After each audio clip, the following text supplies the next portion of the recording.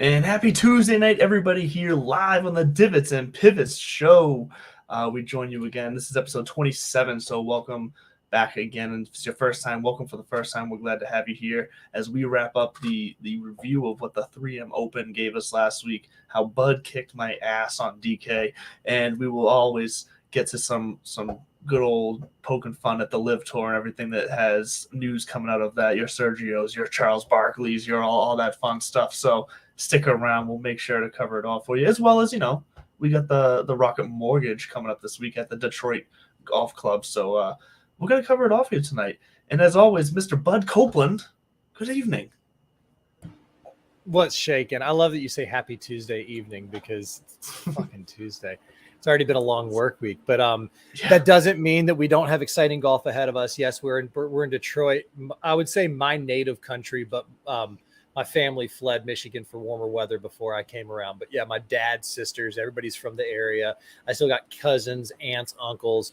It's nice to see professional golf come to downtown Detroit because this is the first tournament to be played completely within Detroit proper.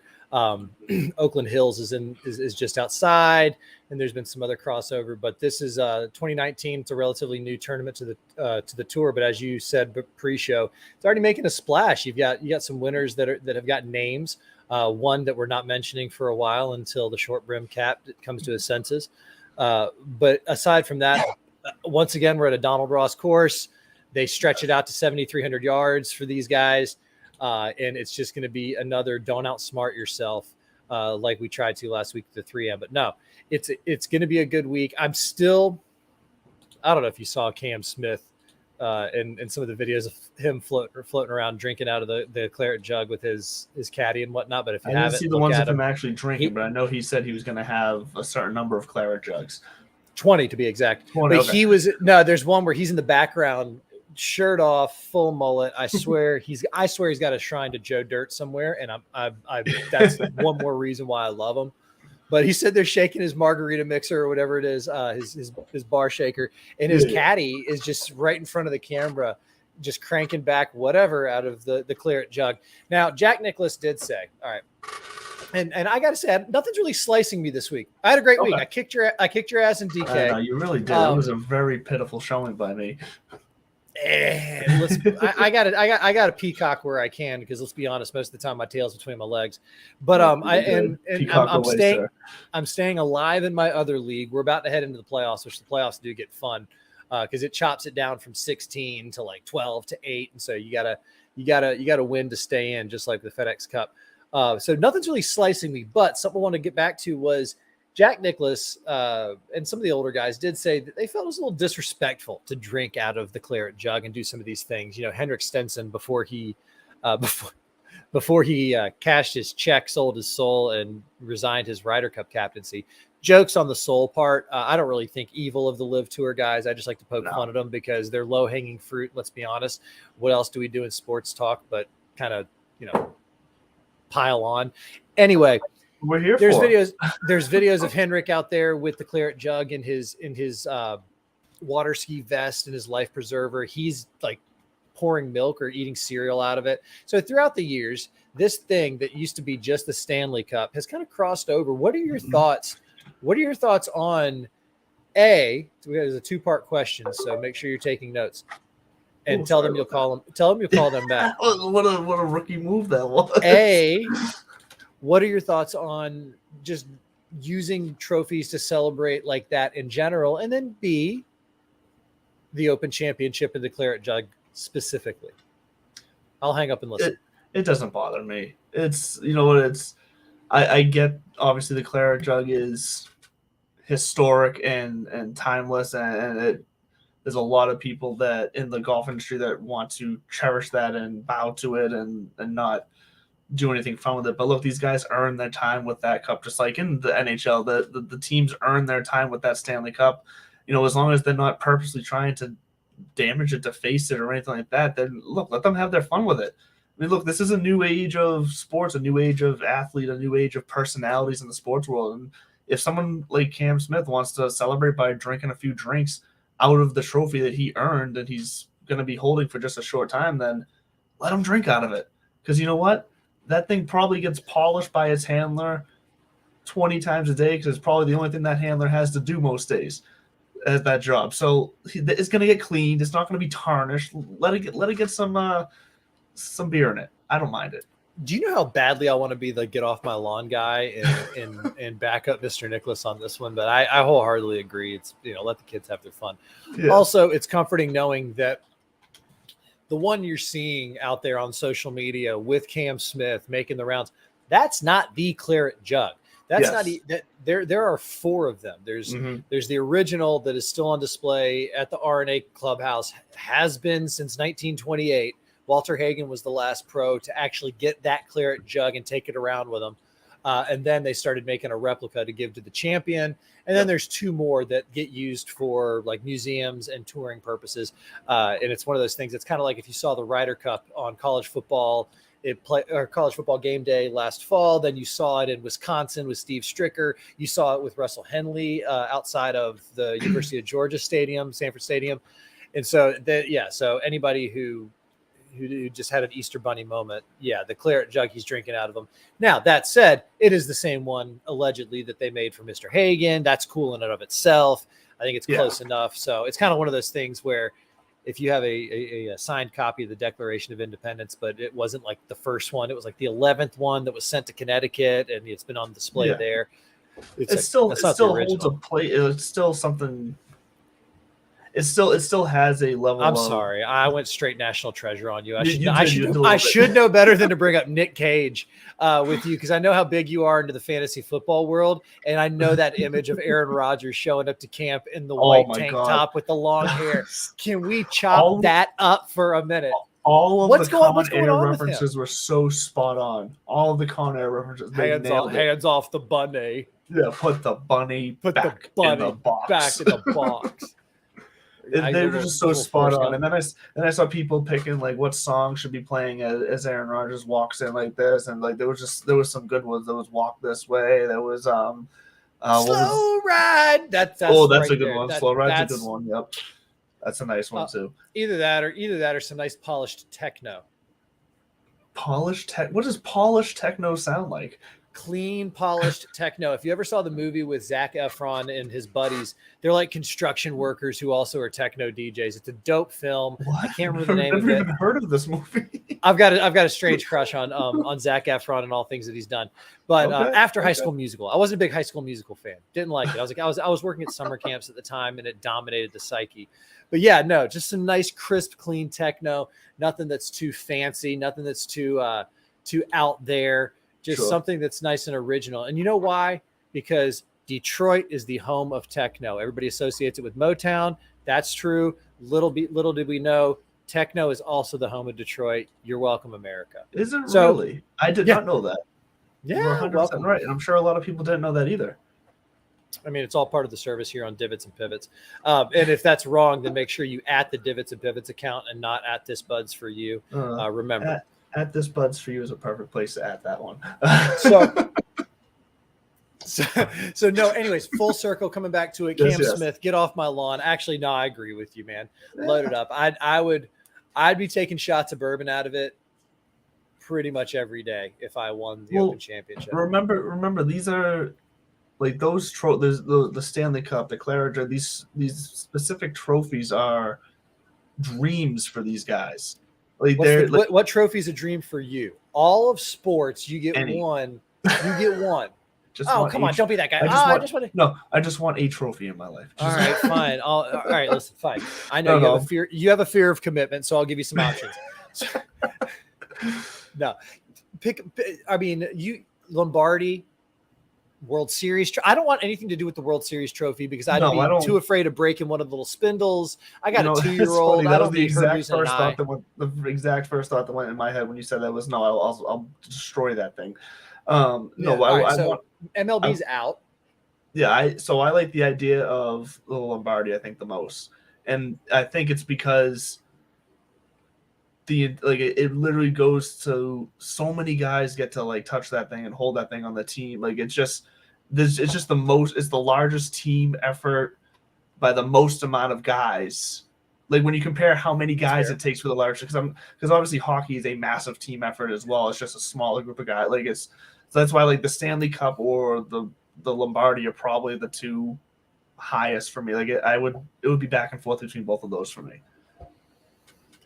The Claret Jug was never on my list, and it still isn't. I would actually take the Stanley Cup over the Claret Jug because, again, growing up a kind of in a Detroit family, I was a little bit of a Red Wings fan. Steve Yzerman was my guy on the Mario Lemieux Sega Genesis hockey. Shouts to the Gen Xers out there listening. I mean, did the jackets count? Does the green jacket count as a trophy? Now here's the thing: is they do get a trophy. There's a trophy for the champion of Augusta National, and there's a actual champion trophy, whatever, in the clubhouse. Sure. It is the clubhouse, and that argument comes up all the time. It's like, is that worth it? To me, no, mostly because once I've done some research and found out that the jacket quality itself is shitty. There's nothing really special about anything of it. It's really meant to be worn that one time a year as a past champion and then just put it away to safekeeping. Well, I mean, so here's the thing. Tiger has five Masters. He's got one green jacket. They might have issued him several over the years. Like Nick Faldo recently exposed that he's got a couple, not because he's won a couple times, but because he's expanded the belly or that, and the other. So those guys get one. And then when they win again, it's usually either the same one they won before coming out to put on or whatnot. Now, the defending champion gets to take their green jacket with them. They get to go wear it all around. I think Gary Player one time, quote unquote, forgot afterwards. And his answer to Augusta was basically, if you want it, you can come down here to South Africa and get it. Otherwise, I'll see y'all in the spring and bring it back. It was kind of, and this was, I mean, you got to remember, this was the 60s too. Let's be honest. Augusta National is not going to let that shit fly in the age of 20 of digital media. That would be a real quick, see you later. But I would say it's got to be, for me personally, the U.S. Open trophy for golf. Sure. I think a close second. A close second's the World Cup, and I think it's okay. I'm glad you said that because I almost said it because it's a every 4 year event, and it's like it's so incredibly hard to win that trophy. Like, so I did almost say that. It's definitely like in my top 3, probably, but definitely top 5. Well, mass genocide is the most exhausting activity one can engage in next to soccer, so that's why the World Cup kind of. It's a line from a movie. It's called Dogma. Look it up. All right. So, anyways, I think you said you said Lombardi Trophy. Shocker, says the fantasy football guy, and yeah, shocker. I said the U.S. Open, so no surprise. And then we met in the middle. We both agreed on the World Cup, which is coming up. So, is it this year? Yeah, it's later this year. Yeah. I was today old. What is the date actually? What is the date actually? Because that's a good call. Because did we qualify this time? Yes. Actually, I think I saw an article, and it wasn't even like our end of November. Oh, it's gotta be. Ooh, when's Thanksgiving this year? Hold on, are we gonna have some Thanksgiving soccer to go with Thanksgiving football this year? We're certainly gonna need something to pivot to at that time of year. So that is true. Where is the World Cup? You're looking at the. It's in Qatar, whatever you want to pronounce it. I know. Oh my God, we are going to have some. Talk to me. Thanksgiving morning World Cup soccer. That leads into the football trip because it's in Qatar. So there's 3 games that day. No, there's 4 games that day. Sorry, we have 5 a.m., we have 8 a.m., 11 a.m., and 2 p.m. That's going to be fantastic. I wish they were better games. There's just not very good matches necessarily, but still. Are you a big soccer guy or are you a big World Cup guy? I'm just a big World Cup guy. Like, I'm a big, oh my God, this is a big event, because even my wife will say, like, you don't care about soccer. I'm like, you're right. I don't. I do care about entertaining sports though. So I do. So I would probably be leaning more towards, especially from other people who are fans, like overall soccer fans would probably consider me more of a World Cup guy, but I do, not as closely as all the other sports, follow the New England Revolution, because up here in New England, I know what's going on with them. So I mean, and I follow the international friendlies and the lead ups to the World Cup. So like, I don't sit there and watch every game or like do a ton of research on it or anything like that, or like have this fanatical kind of experience with it. Other than when when the U.S. beat Mexico for the CONCACAF championship. Was it last fall? God bless you. No, I know what you're talking about. Yeah, I remember that game. like I was losing my mind. That game was so freaking good. Like it's so. I am not just a World Cup fan, but I'm also not like a diehard. Like I don't have an EPL favorite team or a Champions League favorite team. Like I don't. It's just I kind of pay attention to the Revolution because they're here locally, and then I pay attention to what's going on internationally, and that's about it. Fair answer. So speaking of international too, the Windsor Tunnel that connects Windsor, Canada, and Detroit, it goes underwater. It's like one of the only 3 international boundaries that is underwater. There's another fun fact for you. And also something like 75% of the liquor that came to America during the Prohibition era came through Detroit, like came right through Makes the sense. Windsor, Detroit, border there. So more fun facts. Quick side, other fun fact here. If you like fun facts, check out Bud's. What are you calling it? Are you calling it a newsletter, or what do you call it? Just like a blog? Sure, it's a daily newsletter. Okay, so it's got like awesome, like quick short read, like just so it's usually about the day of the week or the month or whatever the date, right? Yeah, it's usually something that happened on this day, but not today. Yeah. And then about a half a dozen. Actually, you know what it was? I said I wanted to put together a quick 9 bullets because I'm a golf junkie and 9 holes. But anyways, so it's usually a blurb, something that happened today, but not today, and then 6 quick bullets about stuff that is happening throughout the world. I follow the mantra that we followed back in my camp counselor days when we were on days off. No talking about politics, religion, or work. So I usually steer clear of those. Sure. And just focus on like culture, sports, history, tech, business, just fun facts or fun stories throughout the world during the day. I'll throw a tune for you, soundtrack to my life, just something that fits the mood. And then usually a little shout out, happy birthdays or something that I'm reading. So thank you, Andrew. It was a good read. I read it this morning. I've read it other mornings. When you said fun facts, it just made me think of it. I want to make sure we get, so that's the vibe. Check out the vibe. Check out the vibe. Yes. But anyway, sorry to interrupt your fun facts about alcohol coming to the United States illegally back in the 20s. Alcohol coming to me legally right now. Yeah, there we go. I know. I forgot to bring one up. No, but we should talk about golf at some point. We really should, because there is. I mean, we get the Rocket Mortgage. There's some decent names going playing. Do you even want to review the 3M? I'll be honest with you. I didn't watch. I watched none of it. Like I'm not. So the only thing I want to say about the 3M was, so what was the score at the end of the day on Saturday? Are you talking about you and I? Or are you talking about the? No. The actual of the tournament, because it was. Oh yeah, we should talk about Scott Piercy. That my heart goes out to that man. But what? At the end, it was like 7:00 Saturday night. All I saw on Twitter from golf aficionados was, it's, it's such a we're getting robbed of a Sunday because it's pretty much all locked in the bag now. Whatnot. Like there was a lot of talk like that on Twitter. It was like, like tomorrow's just formality. It doesn't really matter what happens. And then Tony Finau comes out and does what he needs to do to counter Scott Piercy's, tumble back to earth, and Tony Finau comes out victorious. So I told you recently I had an 8 on the opening hole of a pub links qualifier. Yes. I mean, granted, there are degrees of separation between me and Scott Piercy and what happened, but watching him take a 10. That's not a 10. Sorry, a triple. It wasn't a 10. Sorry, it was a triple. But watching him take that triple and go bunker, water, and then and the best was the camera. So this was the one thing I did watch, was kind of the last few holes. Yeah. Cuts to Tony Finau, and Tony's watching it. And Tony's been there before, and Tony's won. And I mean, and right there, you kind of see he's not grinning, because those guys aren't like that. I mean, they'll tell you right now, you don't feel, he feels this pain. Right. And you don't plan on your opponent shit in the bed. They'll tell you, you plan on them making everything that way. Oh yeah. You're not surprised. But he did kind of grin, and it wasn't like a, but he just kind of was like, all right, game on. Oh my God, yeah. This is why you stay focused.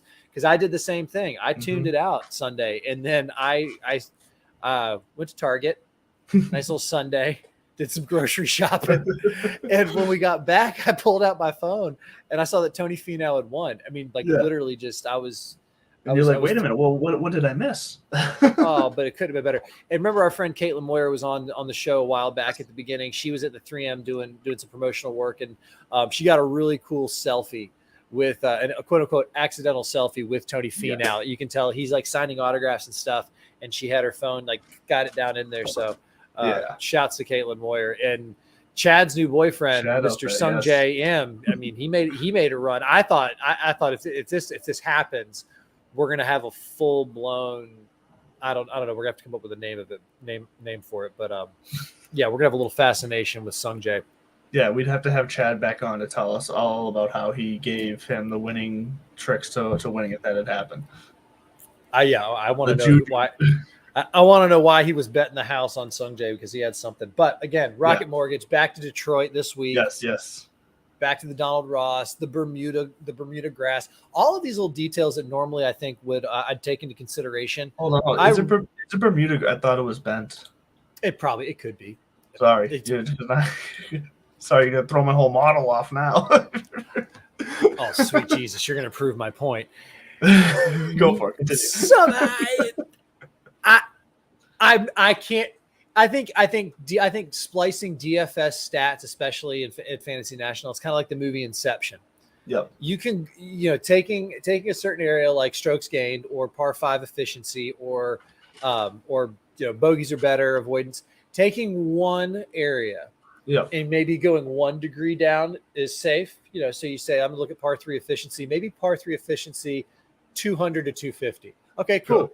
If you start saying par 3 efficiency, 200 to 250 in even numbered days back, you start going down that rabbit hole, and honestly, your ROI is nil, and you're starting to just basically become a sunk cost. That said, I'm oversimplifying. And I will say, when I was making the joke about screwing up my model, for as far as green types go, I only ever use it for just strokes gained putting. So I'll have, like, the way I do it is, I'll have just like my season stats for my key stats, but then I'll also have the same key stats for correlating courses. The strokes gained putting, when I do that for correlating, I only do the green type, and then I take the green type back off for all my other correlating courses key stats. Okay. Because for me, it really only affects the putting, but I'm not thinking about it affecting, the approach and anything else. I don't want that factoring into, just because some guy did really good on a course, hitting the fairways on a course that just happened to have bent grass and not polo grass. That's not going to matter. Well, how is it affecting your DK points? Because the last time I checked, I'm at 1,043.5 and you're at 896.5. Yeah. Like I said, I had a bad week this week.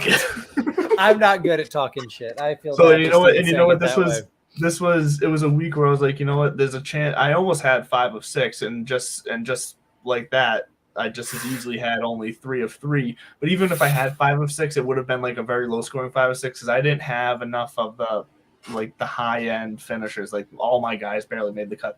So it was just a middling week for me. It was just a little disappointing, to say the least. But I'm happy for you. I'm happy that you have been coming so far, that you put together a couple good weeks here. Thank you, Obi-Wan. I've had a good teacher and trainer, and the Jedi Council has been kind. A couple of quick side items before we start digging into tiers and whatnot, because we've made it all this way and we haven't shit on Sergio yet. So I figured we needed to take a few minutes. Sergio. No, let's talk Liv for a few minutes, because a couple of things. Liv is coming up here in the area, and Divots and Pivots would love to go. Liv, if you're listening, we're going to apply for some credentials. We'd love to come. We'd love to ask some questions. We'd love to have some content that we can share with our listeners and followers. So look for that coming up. And if we're not, I want to be in those press conferences. Did you see that video I sent you? Yes. And you know what? You're the reason why we'll never get tour credentials either. Because we'll get in there and you're going to ask some. No, they let those guys, and those are a group of guys that are on TikTok that always playing with professional golfers and razzing. They're a fun group of guys. They are the best. Was it the back off challenge? Yeah, those guys. Yeah, those guys are freaking. Yeah. They've made me literally spit out coffee in a meeting before, because I was supposed to. Did you see the one they did with John Daly, where they brought up the taco receipts and his prenups? I'm not even sure if I can talk about it on this one, because they said this part I can, but the second half, maybe his response I can't, but because they said, "How is it that your Taco Bell receipts are higher than your total prenups with your ex-marriages or something like that?" And he was like, "Because I like to eat." And then he swung the golf club, like, because he can take it. Oh, And he I doesn't even love. care. I did see a couple of his responses, Yeah, and he gives it right back.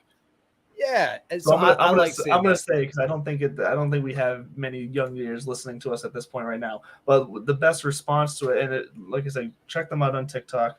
I'll pull up their actual channel name as I'm talking here, but his best response to that was after he swung, then he walked away and he goes, "Yeah, Taco Bell tastes a lot better than all my ex-wife's." I saw. I You did. know? I saw that one. Yeah, I yeah. mean, It was, just imagine. that one made me spit my drink out. Oh. TikTok just started playing. I'm trying to look up these guys' actual TikTok name. My bad. I'm telling you, it's the Chinese satellites controlling your phone, man. No, I'm just kidding. Just Oh, geez. TikTok.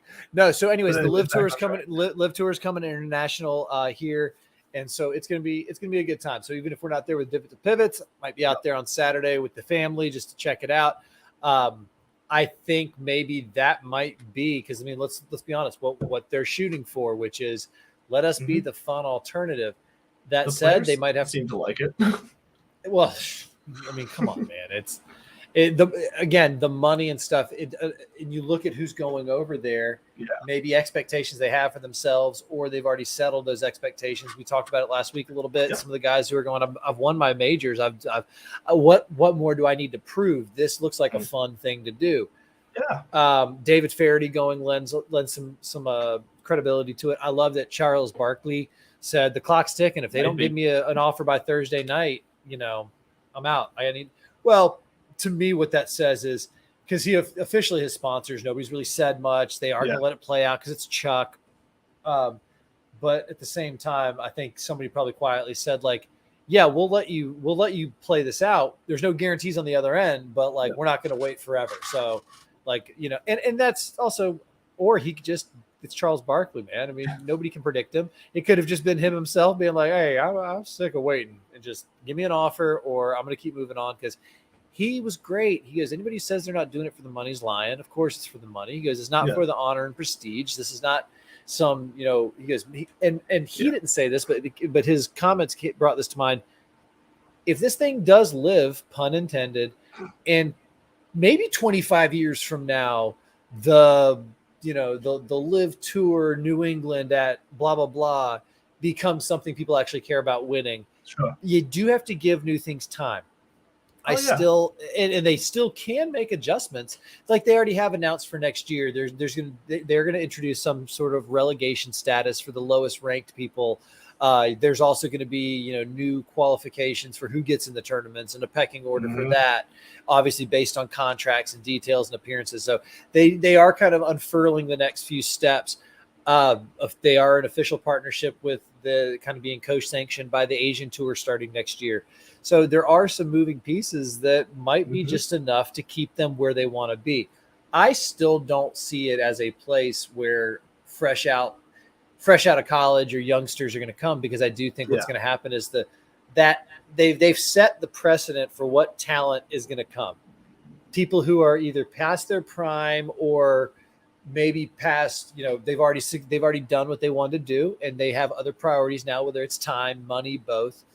We mentioned last week, maybe it's people who want to give back to their caddies and set them up for life. Yep. It's like, hey, bro, you did this for me, and now I promised you this. So there's a lot of reasons why the people are doing it. I want to see it firsthand. I still don't think it's ever going to give the tour a run for its money. It's going to give them a run for its talent. But I also think what we're going to find out, because the tour announced this week that, and actually, quick pause. We open this by saying we're going to get on a little El Nino, and we are going to hear in a second, because this is directly related to what I was about to say. We will not forget about him. Don't worry. Good God, no. But the tour announced earlier. I don't even know if you saw this. This was earlier today. Was this just 5 hours ago? It might be the same thing. Go ahead. Yeah, like the new points consideration for the playoffs, which to me is just kind of like a no-brainer, right? They basically announced, and for the uninitiated, the FedEx Cup playoffs, last three events of the season, the top 125 in the points race get in, then it goes down to top 60, then top 30, and then the winner of that wins the whole shebang. So in the past, if somebody in the top 125 had to drop out for medical reasons, withdrawal, whatever, then there was no replacing it. They had what they called like a hard cut or a hard limit.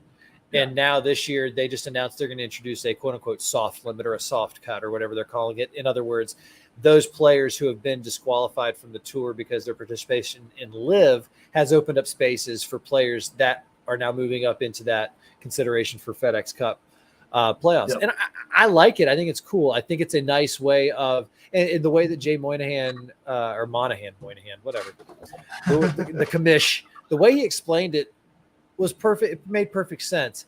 This, I'll put it the not polite way. I mean, this freaking circus should not negatively impact, this is the promise we made to our players. We're not going to let this kind of stuff negatively impact the commitment that they've made, the contracts that they've signed. Mm-hmm. Again, I do think if 12 guys got, the COVID or monkeypox, then and they had to miss the playoffs, then I would agree. Like, don't bring these next 12 guys in. But this is one of those. It is a one-off situation. It's unique. We'll see what they do next year, and I think it might be a moot point because he's already said if you're playing on LIV, you're not playing here. One thing I noticed they didn't do is they didn't shut the door to come back. I don't think they've actually said it's just you're suspended indefinitely. So we might see a handful of guys come back to this tour next year. Now, Sergio has been like, I can't wait to leave this place. Rah, rah, rah, rah, rah. Yeah. He's been doing it for months. Remember when he was looking for his ball in the rough and he was pissed about how I'm so sick of this. They timed him because at the time it took him to walk over the creek or something like that. No, he did get screwed on that one, by the way. He did. But I'm just talking about his behavior I can't wait to get out of here or whatever like that. Like right. So he laid the foundation. He's already burned his bridge. I don't, good riddance. See you later. No, Hasta la vista, Nino. So I'm fine with that. What I love is that he just came out and an interview was leaked or said that basically that like he really, really, really wants to stay on the DP World Tour though, because the Ryder Cup access and this, that, and the other, and he wants to play the. He had a meeting with the commissioner and he told him, I want to play my minimum and I want to do my part to uphold my membership and the blah, blah, blah, blah, blah. And the commission just said, that's nice. But in the end, we are going to do what we need to do for us, which he's I just don't been care. So vocal about bashing, not just saying that I'm going to the LIV and I'm going to enjoy the LIV. Everyone else has at least been like, this is why I like the LIV. And that's been their way of kind of backhanded. I think it's hilarious. Like attacking the PGA, but he's just flat out come out and just shot down the PGA, the DP, like all of that. I think it's so. I mean, it's so him. It's so people go, why is he so hateable? Stuff like this. This is why. But and he said, okay, so let me get this he's straight. A big baby, that's why. Yeah. Let me get this straight. You want people's understanding that you were frustrated and upset, so you stormed a little tantrum. And when somebody said, hey, buddy, there might be consequences for this, you went, well, no, I don't want there to be consequences. Yeah. Go F yourself, dude. And then he tries to couch it by saying, well, I had a really good conversation with John Rahm after the Open Championship. I don't care if you talk to Sigmund Freud. You made your bed, buddy. And I don't usually get this livened up about this kind of stuff because I really am a live and let live kind of guy. No pun intended on that one. That's actually from pre-punt or pre-live tour life. I just moments like that kind of pompous, arrogance, and this is coming from me, is something that it's just, come on, dude, you got to own it. The only way you are, I really do hope that the DP World Tour, they have signaled that they would like to follow suit and for the integrity of this and their relationships. Yes. And I hope they do because nobody's bigger than the game. And I think that was the point that Tiger was making and Jack was making. No one's ever been bigger than the game. No, I mean, and I get what Mr. Norman's trying to do, Mr. Norman. I get what the Sharks trying to do though, and say no. Also, nobody's bigger than the tour. Yes. But then I go back to the very beginning of all this, which was just because you have a point doesn't mean what you're saying and how you're going about making it is palatable or agreeable. So if your behavior is not agreeable, or maybe your source of funding is less than agreeable, then everything else is going to live under that cloud, right? I mean, and you got to understand that going in. You can't be mad at people but like that's the thing. But a lot of people who are firmly on the LIV side or like get mad that people get mad about it. Well, it's come. This is how it was built. It comes with the territory now. Like and the money argument works both ways. Oh, I'm going over here for the money. Then you are potentially taking money from me in the long run. You're trying to build a competitor and take the best of the best with you. It's so that's where, again, my fascination and understanding as a spectator and a pod, whatever the hell it is we do, Yes. is much more just because, like, oh my God, look at that, there's a fire over there. I hope it was in that building. So in turn, in case you've missed the last 2 minutes, these are the last 2 minutes you need to cut. We need a cut of not to cut out of the show. We need a clip cut of Bud here, because it's gonna the baby talk you did of Sergio was just spot on. Because Sergio, it bugged me. I'm sorry. The such comments a big bugged me. baby. No, it does because he gets he does it to me too, where it's hard. Look, it's hard to get pissed off at golf or at golf players, at least at PGA Tour players. Golfers. I think they just call them golfers. Yeah, did I just say golf players? Somebody come through the screen and smack me. I am tired. I see a T-shirt on the horizon. I'm a golf player. I'm a golf player. Absolutely. Hi, my name is Andrew. I'm a golf player. Hi, Andrew. All right. Geez. Before we go completely off the rails, quick pause and a quick shout out. Yes. The gold the Piper Gold delivered again on Saturday.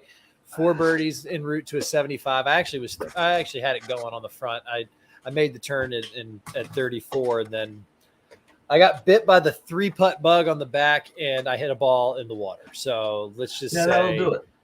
Yes, standard issue, front 9, back 9, tail of 2 9s. But thank you once again to Piper Golf and the Clutch for making us play good and feel good. And once as always, and as always, I got a 2-year-old, and so it's been a long couple days for me as well. I feel you. But as always, thank you to Fantasy National. We get a lot of I was going to say typos, which does not make sense because we are speaking. But they're called gaffes. Verbal typos are called gaffes. Yes, we are gaff-tastic. I need to reach out. I've been talking about this for a couple shows. I need to reach out to Fantasy National Golf Club and find out what the fascination with the moose is, because I have a similar fascination with moose. That's right. You have brought it up a few times. But we probably should. We'll ask fun fact, and then we'll get into it. Fun fact, we'll get into it. Let's have fun. Because it has to do with the moose. My mom's ex-boyfriend's name before she met my dad, Moose. Moose. How about that? Guy's name was fucking Moose. Anyways, so let's do it. Let's get back to the Rocket Mortgage Classic, this 3-year-old gem of a tournament. And if you go down a Wikipedia hole on it, you'll find out that it replaced Tigers tournament, not the Genesis, not the Hero. He used to do the Quicken Loans that benefited his, and then this came out of it. Before that, it was a different one. So it's one of those funny tournaments that's kind of been around forever. And this tournament specifically is only 3 years old, and it's not even one of those that changed titles. Like this actual event is only 3 years old. Yeah. But its spot in the tour calendar has been around for a while. So it's an interesting tournament. And outside of its warm up or looking into the FedEx Cup points, and really it's a bubble watch kind of week. Bubble, not Bubba. But bubble watch in the sense of who's going to be hitting this soft 125 by the time we get down to Memphis in a couple of weeks. So, and there's some names here. We got Patrick Cantlay. We got last week's champion Tony Finau. And it was Willie Z, Cameron Young, Max Homa, Cameron Davis. So there's some good young names in this field this week, along with some old time favorites and Kevin Kisner and one of your favorites, Sahith Theegala. I think I said that right this time. So he's gonna win soon, man. It's him and Will Zalatoris. So I texted you this past week. I said, why do we keep playing Theegala? Because it was pretty early on. It was way too early for me to be trashing him. I'll be honest, but he was like +5 at some, or he's +3 through 5, or so. It was something like that. It was just like, he's got us again, like. Because he looks so good on paper. It's not him. It's us. It's not him. It's us. Don't. Yes. Did you see real quick? You just said it. Like there are some names. Tony Finau's back. Patrick Cantlay's up there this week. Speaking of Patrick Cantlay, didn't want to cough that into the microphone. Okay. Did you see what his little brother did at the U.S. Junior Amateur today? I did not. No, I haven't seen anything today. I've just been buried in work. His name is Jack Cantlay. He's 18. And yes, I said the junior amateur. He probably qualified before he turned 18. Yeah. But he shot a nice solid 28 on the front of his round today. That would be 8 under par I think the juniors out at Bandon Dunes, and yeah, that's That's called that. feeling it. Good God. So anyway, shouts to the Cantlay family. They're having a great night. So before we get any deeper into this, I don't have a theory on anything more smarter, right? We're crushing That's it tonight, man. That's for the golf. It. That's for the golf players out there. They're more smarter. I don't have anything smarter than kind of the holy triumvirate of strokes gained putting, strokes gained approach, and what was my strokes gained putting, strokes gained approach, and strokes gained tee to green? Kind of this like holistic, this kind of like 30,000 foot view. Really, I'm looking at form. It encompasses a lot. Yep. And kind of this mantra of when it's not a major, when it's not a major or TPC or one of these new heightened events, I'm not really going to fight any kind of nuances, right? Like keep it kind of general. Don't get into the weeds figuratively and literally. But take those three. Now, that said, I want you to walk us through your model because yes, I usually come into this with my three, and then your model informs what I do.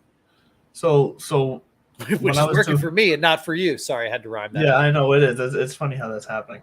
But what I was noticing when doing my research is that there's not a ton of like this is definitely more a get par and get out where you can kind of situation.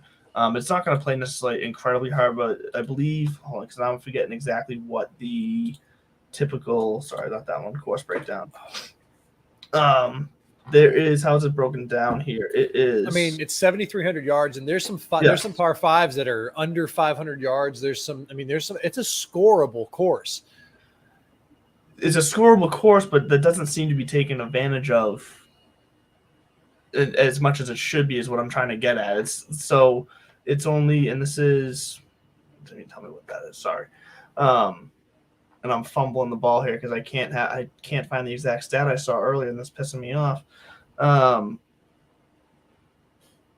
Here, the single round scores, the average is typically 1 or 2 under par. Like your most common single round scores are your 70s, your 71s, and your 69s. So I mean, we're not talking about guys going, on average crazy here with 6 500 rounds. It doesn't mean it can't happen, but that's what we're going to be looking at for the majority of time. So the way I was viewing this is I want to find the guys that are going to be able to kind of stay in that grouping. So like you said, strokes gained approach, strokes gained putting are typically are on there this week. They're typically always making appearances in my models, but definitely this week I'm also including bogey avoidance because like I said, I want them to at least be getting those pars and stay in that close pack. And I'm also going to strokes gained short game for any of the chip plays around the green, not necessarily around the green. It's a Donald Ross course. So yeah. So strokes gained short game, and then greens and regulation gained almost as a way to double down on strokes gained approach. Just another kind of way to look at it. So those are my main key stats, and what that has given us is a pretty pricey top 10 model this week. So we got Homo, we got Cantlay, Keegan Bradley's priced at 9,200 this week, and we've said before when Keegan Bradley is popping in the model, if he pops, yeah, you gotta play him. Literally the name I was just looking at. 9,200 is a bit pricey for Keegan Bradley for me, but this is one of those courses that he will tend to. It just shapes to his game well. But Tony Finau's in that top 10, Cameron Davis. Adam Scott, who I think is also overpriced at 9,300, so I probably won't be playing him, even though he's in that nice model for me. But then you get some guys that we haven't really talked about too much this year, and your Matt Kuchar's at 7,500. This is also that type of course that a guy like Matt Kuchar can come in and do all right. And now what I don't have right in front of me is his typical how he's done here. Not typical how he's done here in the past. He's actually not played here in the past 3 years since he's been on this course. Past 3 years been in existence, and my feelings on Matthew Kuchar. And his recent form is that he has a T47 at the Scottish Open, and that's really the only tournament he's played on the tour in recent weeks. So I feel you on the Kuch call. I could see, especially at 7,500, Kuchar could be a good, reliable filler on a lineup. Sure. And that's exactly how I'd be looking at him. I'm not looking at him to be my highest scorer, the guy that anchors my winning lineup. I'm looking for him to to make the cut, which Matt Kuchar is very good at doing. And He's I a cut maker. So if we're going, let's talk top down for a minute. Let's see, Sure. because you were talking about your model spitting out some pretty pricey talent. Yeah, I want to make sure we hit some of the names that were in the top 10, so people at least knew who they were. Well, I mean, I'm big on, and actually one wraps down. You just named them. I'm big on a couple of Cams and Will Zalatoris, and I think it's because Willie Z is in my category of first time winners. Happen to win at the John Deere Classic, the 3M Open, and the Rocket City or Rocket Mortgage Classic. Like, this is one of those where him or a Taylor Gooch would have won for the first time. Although R.I.P. Goocher. See you on the live tour. But defending champion Cam Davis popping at 97. That was he 96, yes. 97. Yeah, I like that. I like that. But you know who I like even more, and I think it's time, is Cam Young. He is, I think, coming off that Open performance.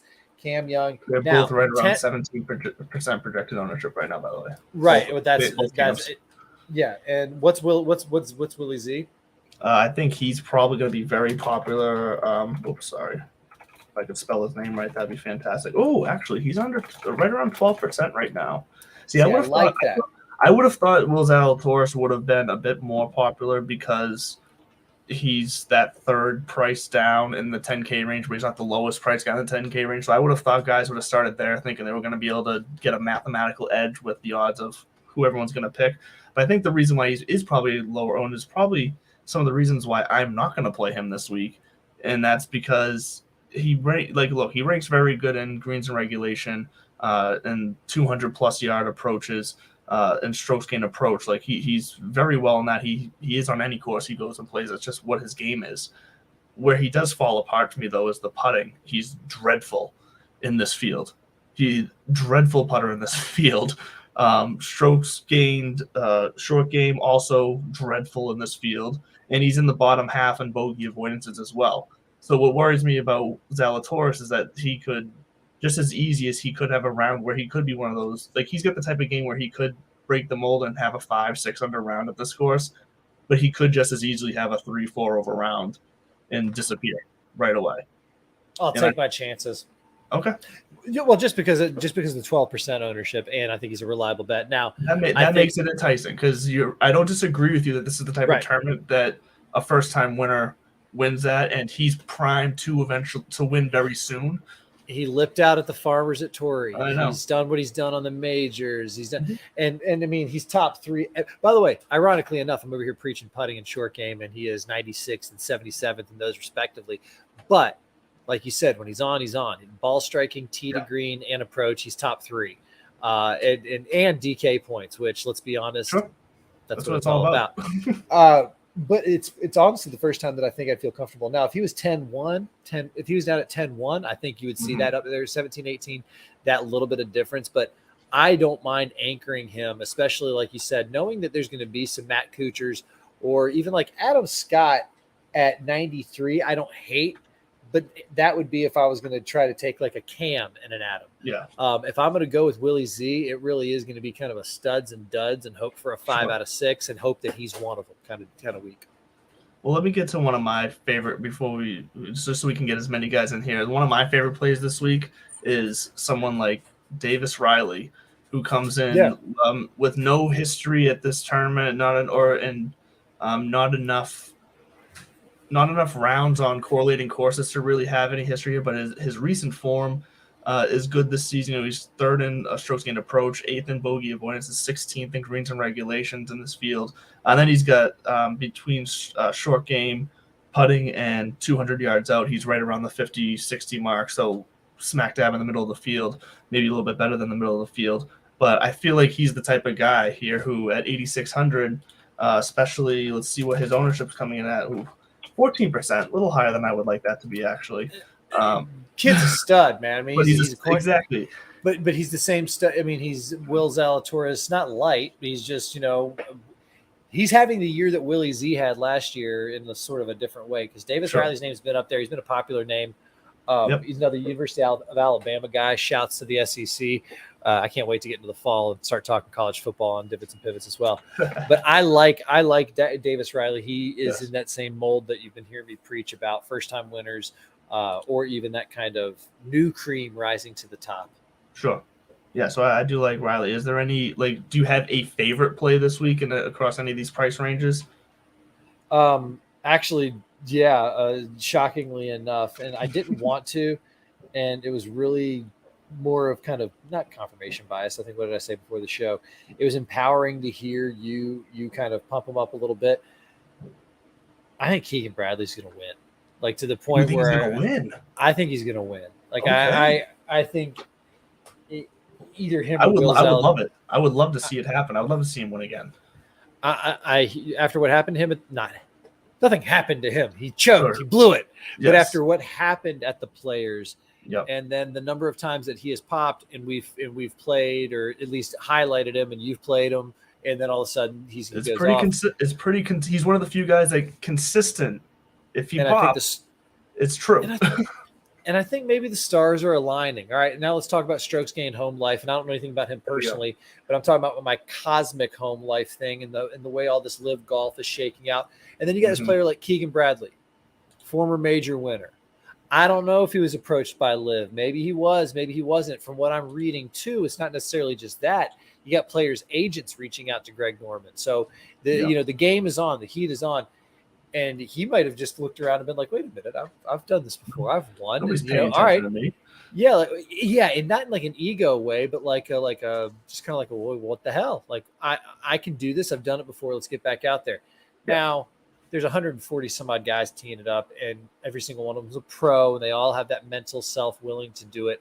But again, Keegan being a former major winner, having a couple brushes with greatness, and maybe saying I got a couple more years to really maybe snag another major, maybe get a Players, maybe do a Ryder Cup run, and with other people kind of parting ways. Who knows? Maybe that's my play for this week, and it is because of the season that we've had so far with seeing him in our models pop up. So Keegan, hit it hard. I'm not going to be one of those hardo that says like lock it in, because that's not our style here. Come on. It's golf.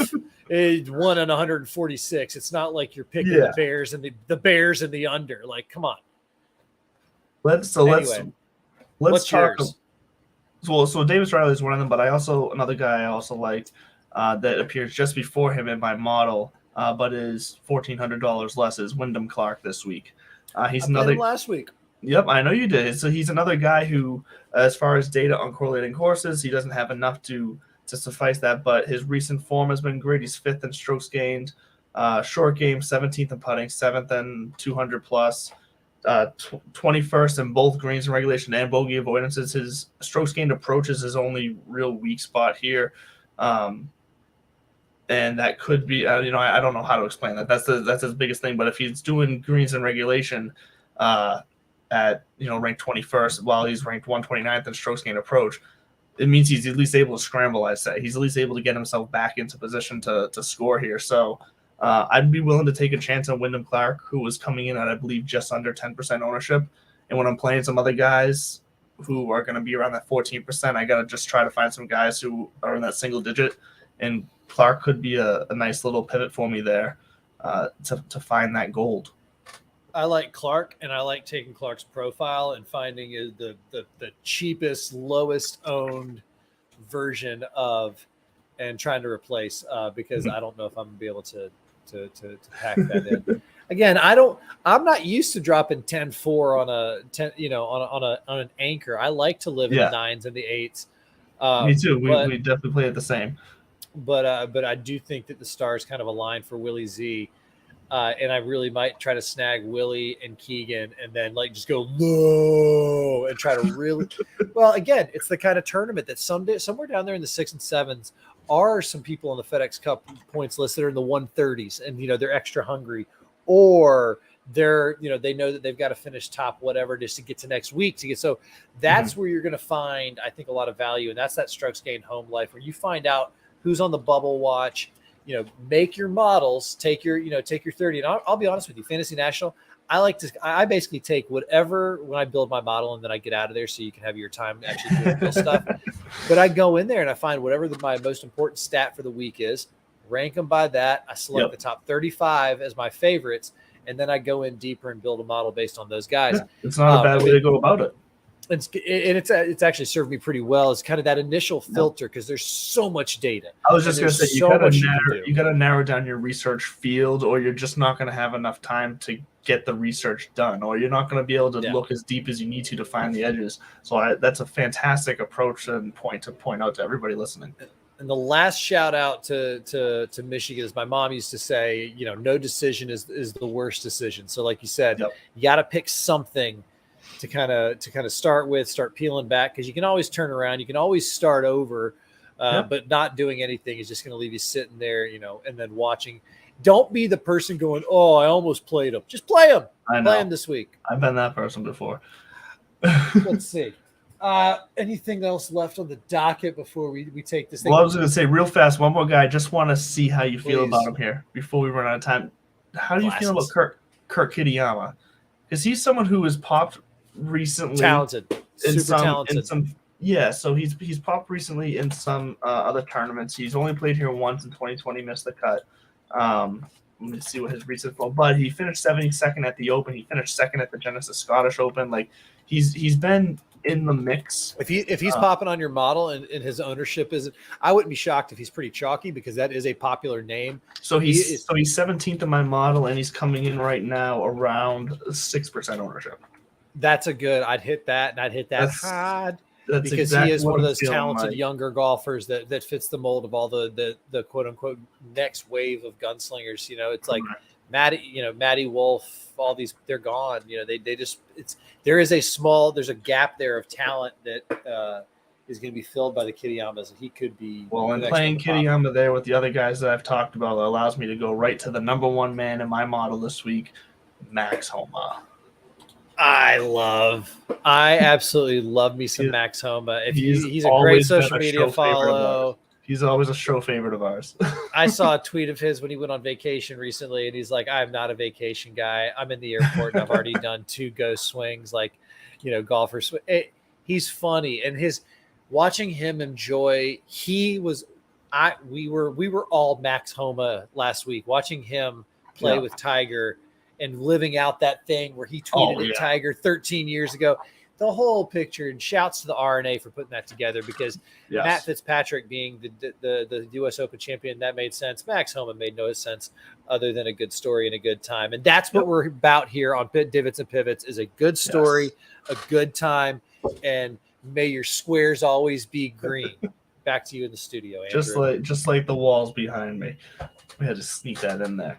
But that is going to do it for us here on Divots and Pivots this week. So if you're watching us live here on YouTube, thank you. Make sure to catch us every Tuesday at 8 p.m. Eastern, live here on YouTube. You can also find the YouTube link if you go to bellyup.tv. You can find our live show there. You can find all of our shows from the past on demand, as well as every other show on the Belly Up Media Network on demand. Whatever your fancy is, you can find it on bellyup.tv. I almost screwed up the link there. And as always, you can catch the replay of this on Wednesday mornings, roughly 10 o'clock. We'll also at that time be going live on all of your podcast platforms, your Spotify's, your iHeartRadios, all wherever you fancy finding your podcast. Let's just use fancy in 2 sentences back to back. That's impressive. You could find us around 10, 12 o'clock Eastern. On all your platforms is when it gets loaded up. And then in the afternoon tomorrow, you will see both of our picks that get to go up against each other. I got to make a comeback on Bud here. So this is the week where I won't be able to retake the throne here unless he absolutely shits the bed and I crush it. But we're going to close the gap this week so that we can – it's moving day. That's what we're calling it. It's moving day. This week's going to be moving day for me in our little pool. So stay tuned. Check us out at Real Mr. Mallet, at This Bud's For You, at Divots and Pivots. We'll have content for you. We're going to be boosting up that content on the Divots and Pivots account as well, so keep an eye out for that. And as always, thank you. Thank you, Piper Golf. Thank you, In the Clutch. And thank you, Belly Up, as always, for producing and making this happen for us. We'll see you next week. Have a fantastic day, everyone.